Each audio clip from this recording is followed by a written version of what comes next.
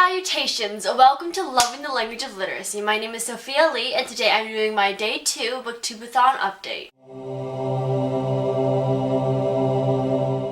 Day 2 of the BookTube-a-Thon did not go half as well as I would have liked it to. I just didn't feel like doing much. It was really strange. I'm usually one who wants to just get things done, have a huge to-do list every day, and just want to check things off. And it's not that I didn't have the time, because I definitely had the time. I pretty much didn't do anything on Saturday. I don't know why. Like, I went to the gym and I went out to dinner, but besides that, nothing much happened. I think this was because I wasn't in the middle of a book, so I didn't feel obligated to keep going on with this particular story. And I spent yesterday pretty much hanging around. One thing I did accomplish was putting together my bookshelf. If you've seen my previous videos, you know this is my old bookshelf from my old home, and then this is a newer bookshelf that came with the room. My room is absolute chaos at the moment, so I'm pretty sure you don't want to see that. But this is going to be the shelf I film in front of, and I'm going to be here the other times.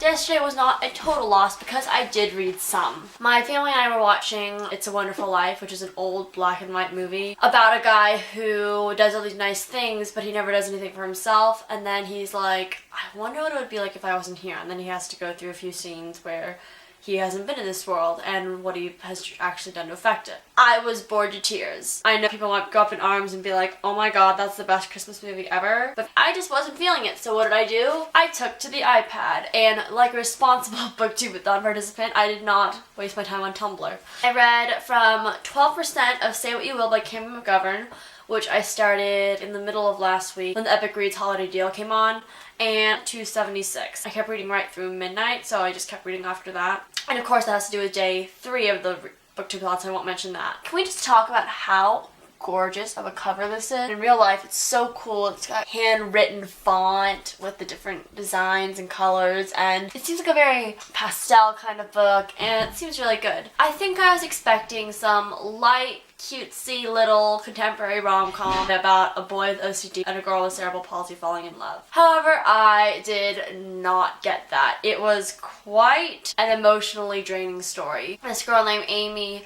has lived with cerebral palsy all her life. Until her senior year of high school, she never really thinks about having friends or didn't feel the need for them really. Not because she's snotty or stuck up, but just because it wasn't a priority in her life. Her priority was to get the highest grades possible because her disability gave her disadvantage. But then she meets Matthew, and she's known Matthew in the sidelines throughout the years of school, but it isn't until her mom designs this pure helper project where teenagers at her local high school get paid basically to be her friend and help her get around places.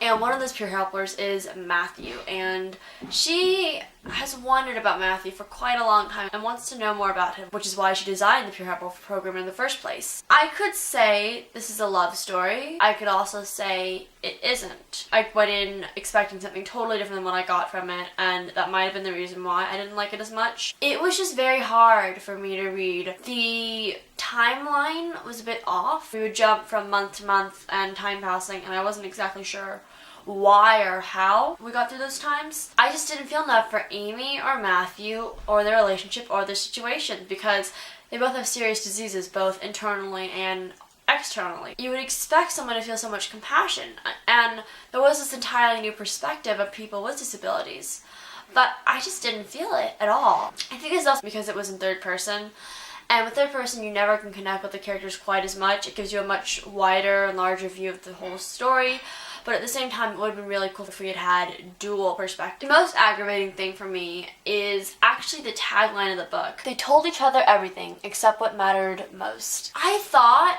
for some reason, I was given the impression that that meant they just didn't tell each other that they loved each other, but they obviously were in a good, healthy relationship, and everyone else was rooting for them.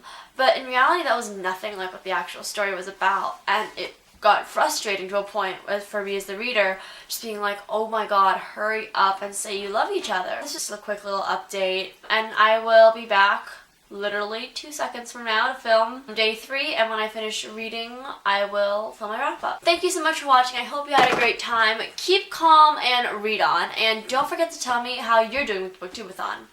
Bye!